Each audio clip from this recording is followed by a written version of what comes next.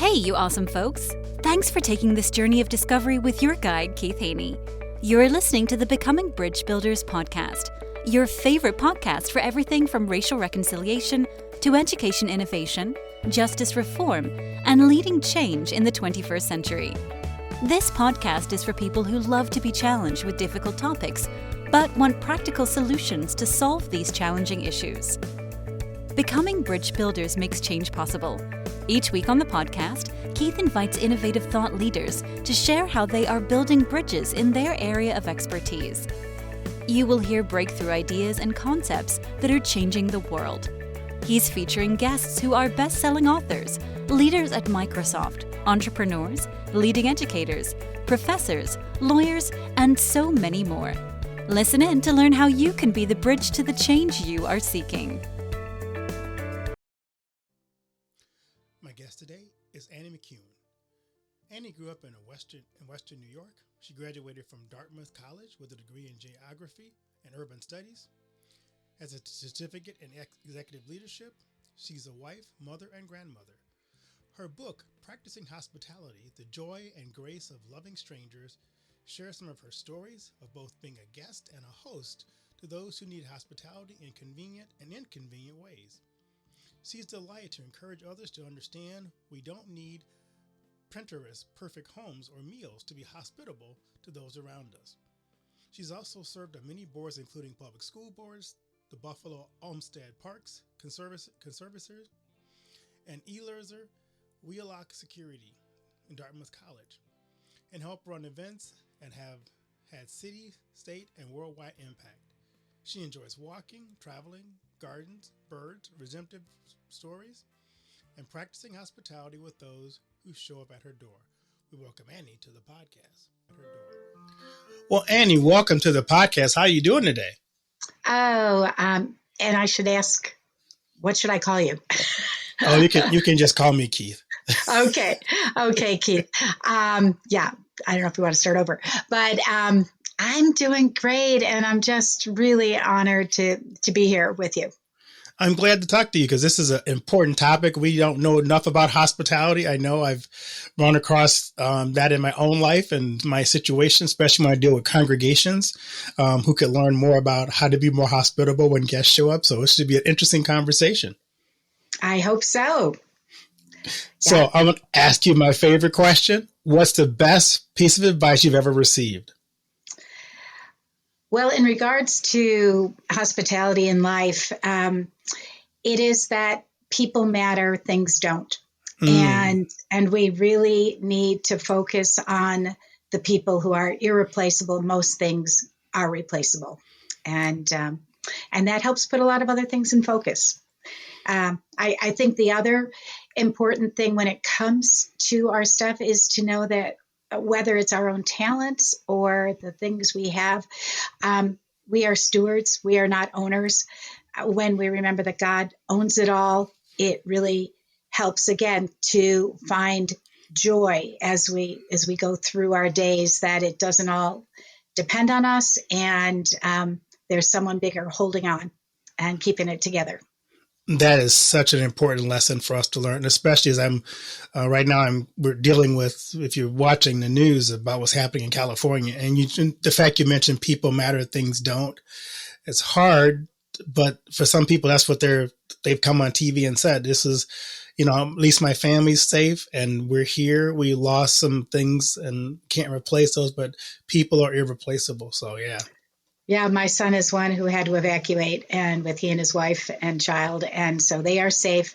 I actually experienced a house fire when I was 6, and our house burnt, and our animals died, and we were displaced for a while, and we lost a lot of stuff, and I think that's where my parents really enforced in us, the stuff doesn't matter, the people do. Definitely. Yeah. So I love to ask my guests this question. Who are some people in your life who serve to either inspire you or be a mentor for you? Well, like I just gave mention to, my dad was just a great fellow. He was a big fellow. He was 6'4", about 240 pounds. He just loved people. And he found something good and beautiful and fun about everyone. And nobody intimidated him. And yet he could be the most gentle, loving person. But nobody was too big or intimidating for him. And he wasn't out to intimidate. He was just out to love people. And even to his literal dying day, where he had Alzheimer's, he was reduced to about 4 words, and they were, "I love you, you're beautiful, marvelous, and thank you." And I thought, gosh, if I could be reduced to 4 words, or most of us could, wouldn't the world be a better place? Yeah, and those were important words. I mean, just to remind people again that how much they're valued and how much they're appreciated and loved. So yeah. That's right. And then I have another woman who came into my life. I was taking a course on leadership, and they said, you have to have a mentor. And I looked around and thought, oh gosh. And I was working with a woman named Janet Broling at the time. And we were doing a women's prayer summit in New York City and trying to gather just people from every ethnicity and denomination. And it was a really exciting, amazing event. And so I asked Janet, who was leading that charge, if she'd be willing to mentor me. And she asked all the right questions. Can I have access to your journals and your finances, that type of thing. But she has continued she's now 87. She is going strong. She just told me that she was on the roller coasters at Dollywood the other day with all her grands and her great grandchildren. But she does bold and brave things whenever God asks her to. So, she was in Albania last year, and she just goes where God sends her. And she has really reminded me that we're not too old. If God tells us to go and do something, he'll figure it out. And he just waits for our yes, and he'll supply the courage and the energy. Oh, what a great reminder. So what inspired you to write the book, Practicing Hospitality? So, Keith, we just had an open door at our house, and that happened for a number of reasons. But once you start opening your door, people start coming. My mother-in-law, who is 94 and a half, happens to be visiting us right now. And she referred to the neon sign. She goes, how do they know? How do they know that your door's open? And where do you find these people from all over the world that seem to need a place to stay, and you welcome them in?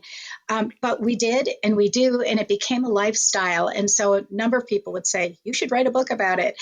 And a few years ago, we moved to Atlanta, Georgia, and I had time on my hands, and I've got 12 grandkids, and I thought, I want to leave a legacy. I want to tell some of these amazing stories that we have had because we've opened our door. And then as I began to write it, I felt like God said, but it's more important than that, Annie. Do you understand my heart? And do you understand how I just long for all my people to be hospitable? And so it became a more thoughtful journey, looking and reflecting on some of the just marvelous experience that we had, but also then digging deeper into the scriptural understanding of how you see God's heart for hospitality from Genesis through Revelation. So it's certainly not an exhaustive, it's a quick, 2-hour read, but it began to touch on, whoa, I just learned so much about God's heart as I could see scriptural stories connecting to my stories. I love that. And you have such interesting chapter titles in your book. Things like Hitchhikers and Wedding Crashers. I mean, international orphans in need of a home. And I think one of my favorite, because it's kind of what I do, is Christian hospitality at church. So how do you define the term hospitality? Well, that was interesting because as I started writing the book on hospitality, I thought I better find out am I even doing it? What am I doing? What am I doing? Am I doing it right? And what does God mean when he says to practice hospitality? And I was a little surprised to find out the actual definition comes from a Greek compound word, philoxenia, and it means loving strangers as family.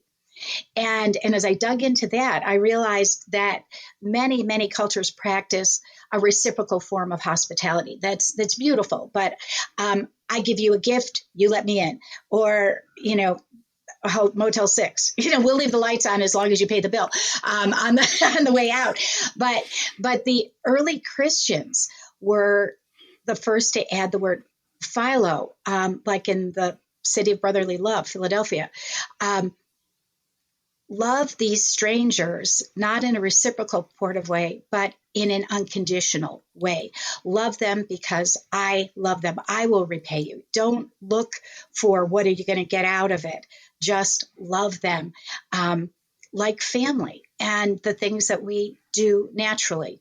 And so the more I've delved into that, the more I'm thinking, whoa, so much of our world has it wrong. We live in a Pinterest perfect age, and people get all nervous about inviting people over to their homes or space, or even inviting them to sit on the same pew at church because we don't know them and we're afraid of them and what will they think of us? And that is just so counter to God's heart. He says, practice just loving that person as if it was your mother or your brother or your favorite cousin. And, don't save seats at church. My goodness. Let anyone who's coming be treated as that family member. There's so much that I feel like God would really say to his church, would you understand what I mean in practicing hospitality? That we just need to start seeing people as people that he wants to love and bring into his family. I love that. I almost even think of defining hospitality, especially in the Old Testament, as almost as radical hospitality. I was helping a friend who was reading in church one Sunday, and she was covering the story of Lot. And the story of Lot is extremely confusing when the strangers show up. And it's problematic for us because it was like, why would you offer your daughters to strangers to do unspeakable things to?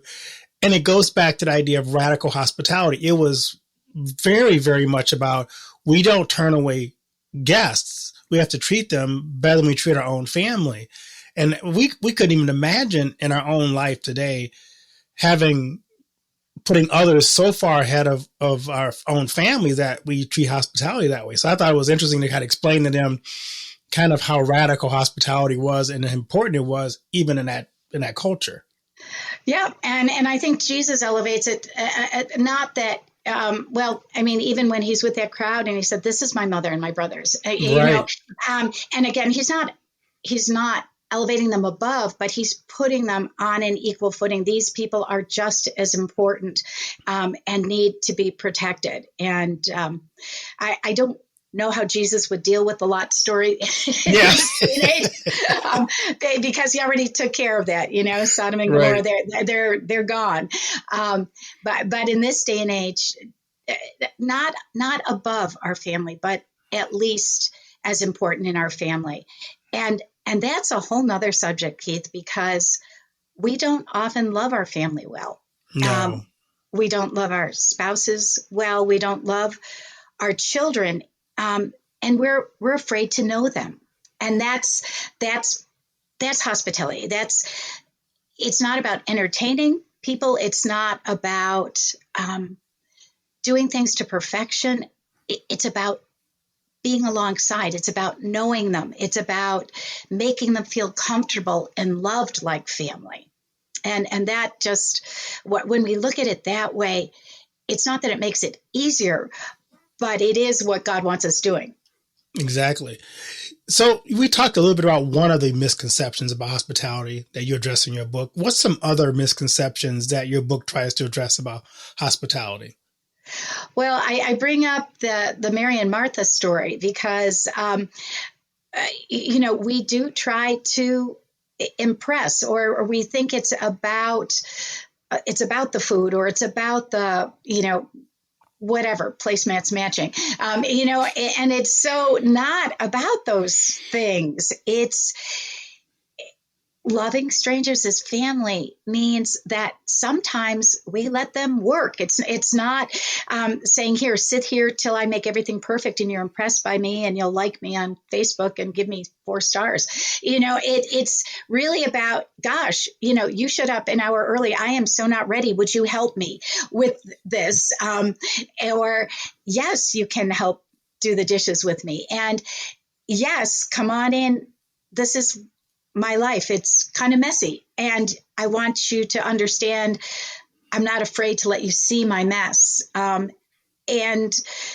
I will love you and hope that you love me in my vulnerability. And, we have to de-escalate this thing of what we think hospitality or entertaining is. It is not that. It's loving one another.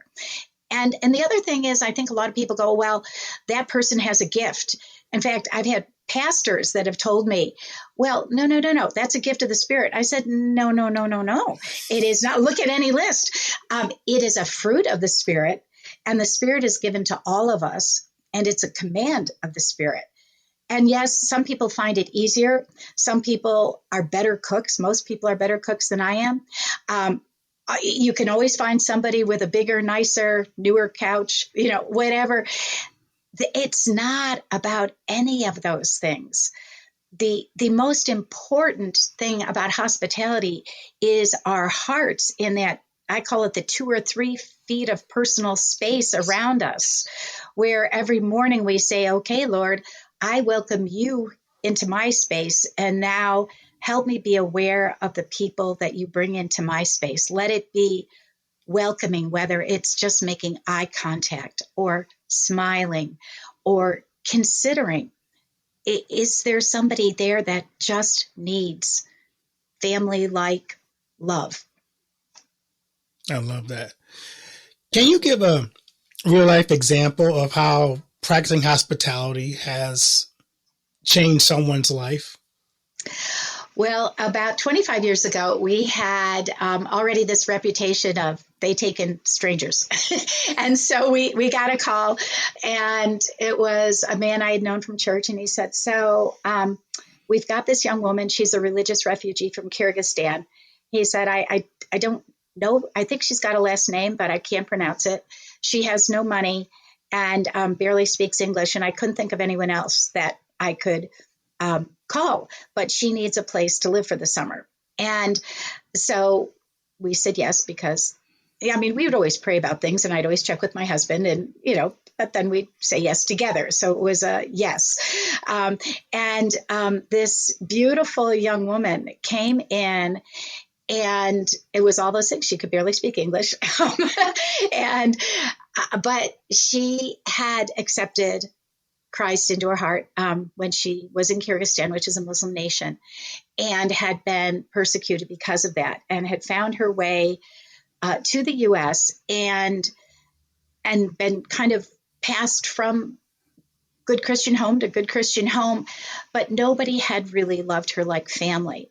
And she was now, she'd been here for about a year. She was a concert cellist, but she didn't have a cello. And I was reading Rick Warren's book at the time, if you've read The Purpose-Driven Life. And, and I was finding nothing overly remarkable in it, because, it's all just kind of practical Christianity. But I happened to be on the chapter that talked about the family of God. And he, I don't know, have you read that book? Yes. Okay. And I don't know if you took a pause at that chapter where he's like, do we consider the family of God as family? And so that began to touch on my, okay, well, I've got this young woman here. She's a concert cellist. If I had a child that had this amount of talent, would I not get an instrument for her or help? And and so it corresponded with her coming to us saying, look, I've met a lot of people in the U.S., but I really need family. Can I call you mom? Would you be family to me? And I'm like, okay. And, we'll be family. And God's put it on my heart, you should have an instrument. And she said, well, I'm thrilled to be family, but no, you can't afford to get me an instrument. And I'm like, do you not understand the U.S. economy? We've got an expensive drum set for my son. We've got a nice piano. And she said, oh, mom, you don't understand what a concert level cello costs. And I'm like, well, tell me about it. And when she told me, I flipped out. So at that time, again, 25 years ago, she said, well, I could get a good Chinese made cello for about $5,000, which was like, okay, that sounds like a nice cello to me. And she goes, oh, no. My instructor at Eastman School of Music, his cello is $500,000. Whoa. And I was like, well, you're absolutely right. No, we cannot buy you a cello. And she said, well, no, I don't need that great. But I'm like, well, what do you need? She goes, well, I think I really need a 17th century Italian cello that would cost about $30,000. And again, I'm just like, oh, Lord, what is our responsibility to this beautiful woman? So I went to my knees and I'm just like, oh, what do we do? And God said, well, yes, I didn't say you had to buy her one. You have to help her get one. And so we threw a concert. She played all sorts of churches, and God provided a cello from the family of God. And exactly what she wanted, a 17th century Italian cello, which and a $3,000 bow and an $800 carrying case for it, which as a humble bonus mom, all I could do is stand back and go, wow, this woman now, 25 years later, is an extraordinary cellist. She is teaching hundreds of people in the New York City area. She's got 3 talented, beautiful children of her own and a wonderful husband. They got married in our backyard. They have been family, but I see the ministry that they have been able to carry on. And she just calls me so often and just says, it's because I learned hospitality. I learned family from you. It's interesting. Kyrgyzstan is actually a very hospitable country. It's a nomadic country. And so, but it's much more of that reciprocal hospitality. I am going to load you up with so many gifts, and you better eat the, 8 pounds of food I've put in front of you, or I will be offended. That's a beautiful type of hospitality. But again, that is not biblical hospitality. It's not about me and how much I can give you. It's about how well I can love you in a way that you are really going to feel loved, and we can all give glory to God. That's an amazing. I love that. Love that story. I'm curious, as you did research for this book, what surprised you in the writing of it? Well, I guess one of the things was when I began to see, like through every book of the Bible, there are stories of hospitality in God's heart. And they are like every Old Testament book, every New Testament book, Psalms, Proverbs, every song we sing. I began to start listening at church like, oh, it's talking about, God invites me into his house. There's a place for me, and it's like, oh, it is everywhere. And if you go to the end, the book of Revelation, what's he doing? He's throwing a banquet. He's inviting everyone in. And I just began to see like, oh, wow, this is really intrinsic. When he sends the disciples out 2 by 2, he is expecting the people to be hospitable.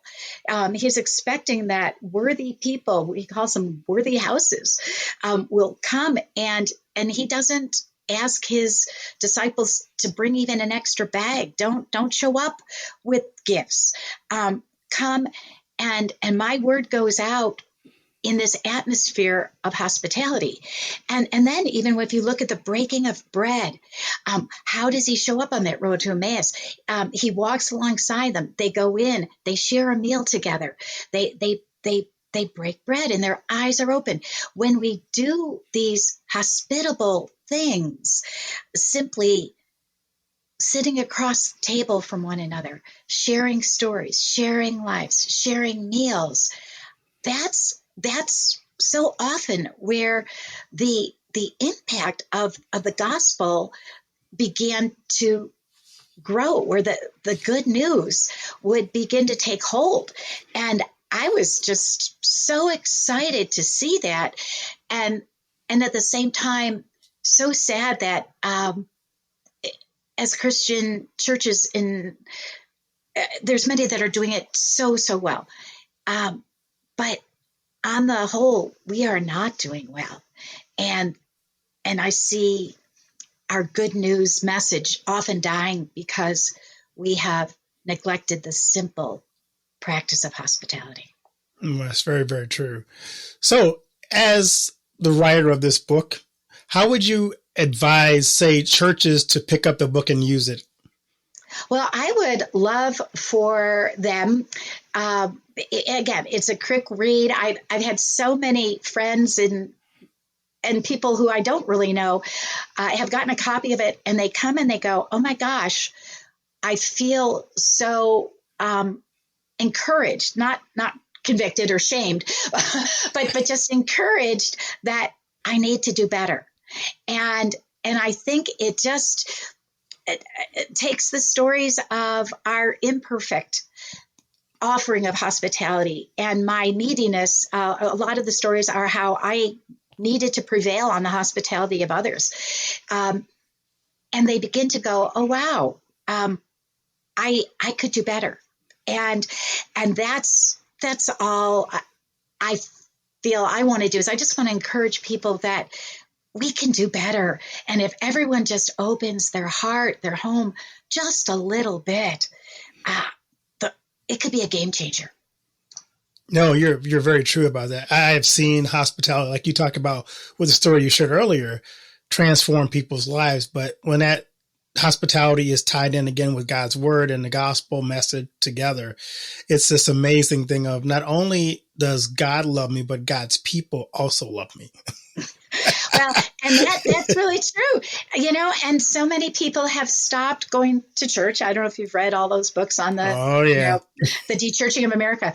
And that's a friend of mine is very involved in cataloging and chronicling all that. And he said, "Annie, one of the number one reasons people aren't going to church is that churches themselves are not hospitable, but Christians are not hospitable."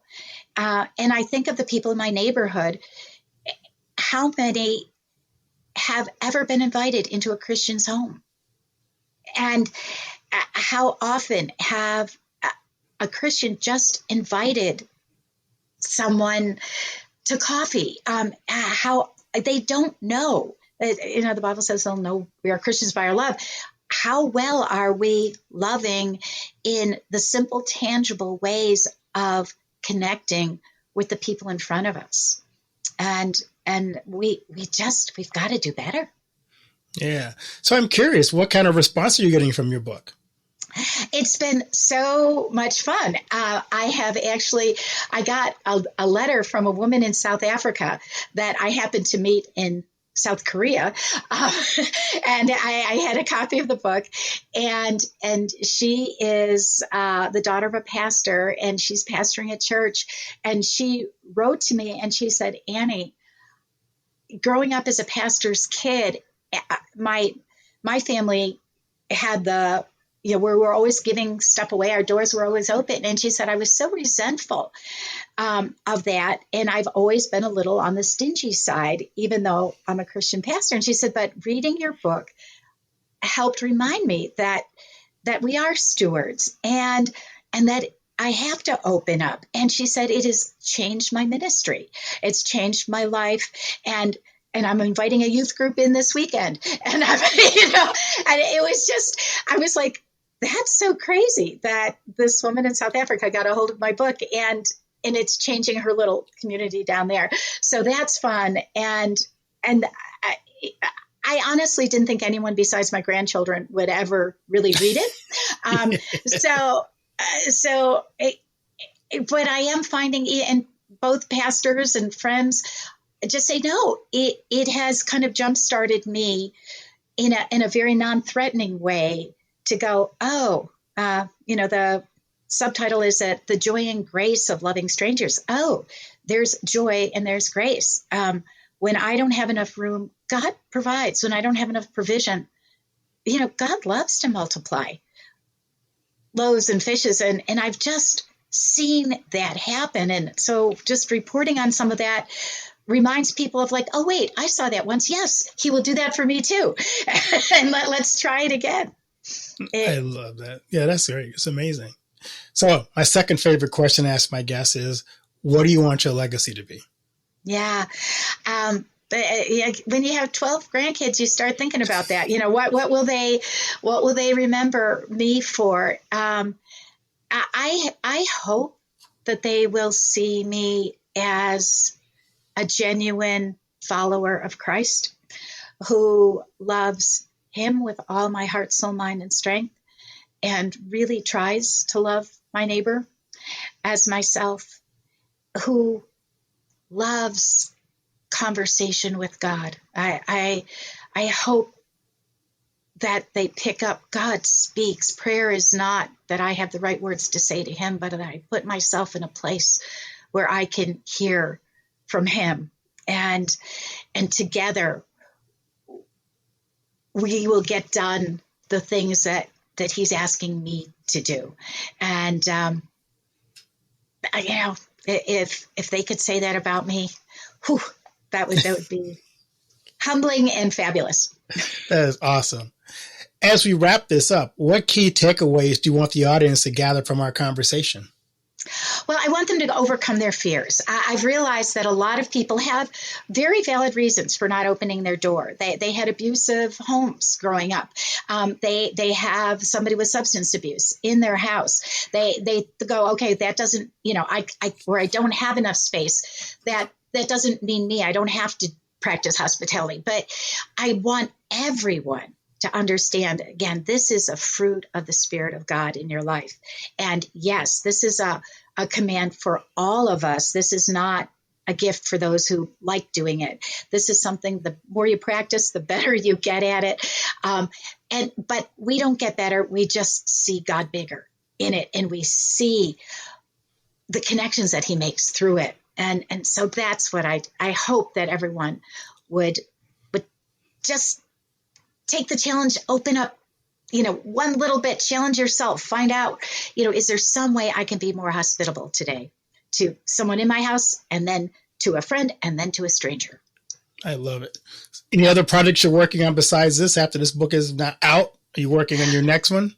Well, I just did a TEDx talk, which was, again, I got invited and I was like, whoa, I'll walk through that door with fear and trembling. And it was a blast. And now it's posted on YouTube, and it's frankly kind of embarrassing. I'm like, oh gosh, I could have looked better, spoken better, but it's out there, and it's a lot of my story. It certainly has not gone viral, probably won't, but it's there, and it's a stake in the ground of the interesting thing about that, Keith, was that speaking to this audience of 400, about 100 of them were students in Ocala, Florida. I had so much response from the audience, and there was amazing speakers talking about other things, but I had these people kind of swarming around me for the day, just going, oh my gosh, we need this. Again, this was not a Christian audience. This was the world. And I had these students, these young people going, wow, I wish people would see us. I wish people like you. And they go, you kind of remind me of my grandmother. I'm like, I am your grandmother. They like, people don't get how lonely we are. And I think we have underestimated what these COVID years have done to elementary, middle school, high school, college students. There is this whole range where formative years were not spent being hospitable at all. I mean, we had already become more absorbed with phones and things like that. And then we just became afraid, or it was illegal to have more than 10 people in your house at Christmas time, or, whatever. But we've never really taken the initiative to overcome that, especially as Christian people, and to go, oh my gosh, we have got to relearn, and to understand people really need connection. The research I did for the TED Talk showed me that 1 in 2 Americans are feeling physical, mental, emotional effects because of loneliness, and that the mortality expectation for loneliness is the same as if you were smoking 16 cigarettes a day. It's that toxic to our systems. And people that don't know the love of God are not going to know it unless we begin to love them. And so we've just got to get out there and do that. So project-wise, I haven't written another book yet. I'm trying to figure out, are those books already out there? I don't need to, reproduce the ones that are out there, but I would love to be part of the movement that really just encourages and shakes people up and gets people to know. So I am totally available. I will come. I will talk to whatever group wants to hear some of my crazy stories. But I'm trying to figure out how we get the ball rolling and how we just keep encouraging people. That's great. Where can people find your books and connect with you on social media? Okay, my book is on Amazon.com and in BarnesandNoble.com. And I have a website called AnnieBooks.com. And I'm on LinkedIn and Facebook. I'm not a big social media presence, and, weighing all of that in the balance of how to invest in the message. But I am all for getting invested, and I thank people like you who are willing to invite me in to share it. And so thank you. It is about bridge building. I was so excited at that invitation, because you are that person who is trying to build those bridges all over. And so thanks for letting me partner with you in this one. Well, thanks for being on, Annie. This was a great conversation. And I love the fact that my sweet spot is tying everything into scripture and living out the life that God has called us to be. So the fact your book does that so well really just kind of adds to the long list of great podcast guests who can remind us of God's love for us and for each other. And so thank you for being on. Anything I haven't asked you that I should have asked you as we close this out? Oh, gosh. Give me a good hospitality story that you've had. Well, it's kind of funny. Our church, this is really important for our congregation. We were kind of stuck in a very selfish kind of mode. We were really more concerned about ourselves. So what we did as a congregation was we adopted a Somali Bantu family. It was a lady and her son, and they just got over here from Somalia. And the strange thing was, her husband was actually married to 2 women in Africa. And when it came to America, you had to pick a family. So he picked the other family. So now all of a sudden she's in America for the first time with her son, and now she's a single mom. And our congregation adopted her. And what grew out of that was this amazing hospitality from our ladies in our congregation who had not been doing that before. And it totally transformed our congregation to have a more openness about caring for each other, caring for others. And it just opened up our door for evangelism in our congregation that we had not seen before. So that invitation to be hospitable with someone different from ourselves really opened the door for us as a congregation to grow in some amazing ways that God used us. Yeah. And you had talked a little bit about that. When there are cultural differences, it does take some sensitivity. And we have to remember to just give it to God. We're going to make mistakes. And also, there's boundaries, and people are going to break things. They're going to touch things. They're going to messy. We're messy people. We, Right. We step on people's grass that we didn't know, but we trespass. And God says, forgive them their trespasses as he forgives us. And don't give up if you get hurt in the process. Keep going, because God just loves us with that unconditional, everlasting love, and he sticks by us, and that's what he wants us to do. So yeah, and one of the funny stories about that family was they had never experienced a Milwaukee cold winter before. So we went over to visit her one day, and her son, and the bed was downstairs in the living room and not upstairs. Like, why is the mattress down here? It's like, because it's so cold upstairs, and we didn't talk. And he tried to turn the heat on and all those kind of things, and so and I was like, "There's actually heat in here, so you don't have to be cold." But it's just all those things we had to learn was kind of interesting. We've had Hondurans that had never been in a house with plumbing before. And I remember watching this woman just stare at our sink, and she'd turn it on and off and on and off. And of course, they didn't know how to flush a toilet because they'd never had an indoor toilet, and there's things that you and does that matter about the gospel? No, those are just, it's like, again, let the cultural, there's not a right or wrong. There's just different, and ask the curious questions, learn how to survive in the bush. And, literally, yes. Yeah. And again, the bigger the little, we've been invited to these houses with dirt floors, one light bulb, no electricity, and have been treated with such love and grace. And I've also been invited to the White House, and, where the president said, "Hey, come have some fiddles with me in the West Room." They're both amazing experiences, but one is honestly not better than the other. Right. And just be there, just connect with the people that want to connect with you. Well, Annie, thank you for this, and continue to spread that hospitality message around the world, because we need it. Definitely need it. Well, if you've got any thoughts to open doors, I am open to it. And it has just been a delight. And I, thank you for doing the podcast. I know that's not easy work on a regular basis, but you've got a wonderful group of people that listen to you and keep up the good work. Thanks so much. I'm one of them. I appreciate it. I always like to have fans on the podcast. So. I'm a big fan. So, all right. Well, the Lord bless you, and let's encourage people. Open your door. Love a stranger. Find the joy and grace. It's there. Yep. Thank you, Annie. Okay. Do you know that most entrepreneurs hit a revenue ceiling and have no idea why?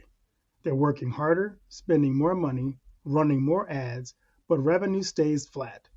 My friend Dr. Noah St. John calls this the invisible break. He's giving our listeners a free revenue ceiling audit to help you see what's really holding you back. You'll get a free 30-day membership to NoahBot, giving you access to Dr. Noah's 30 years of experience to help you reach your next level. But hurry, because there's only 50 available this month.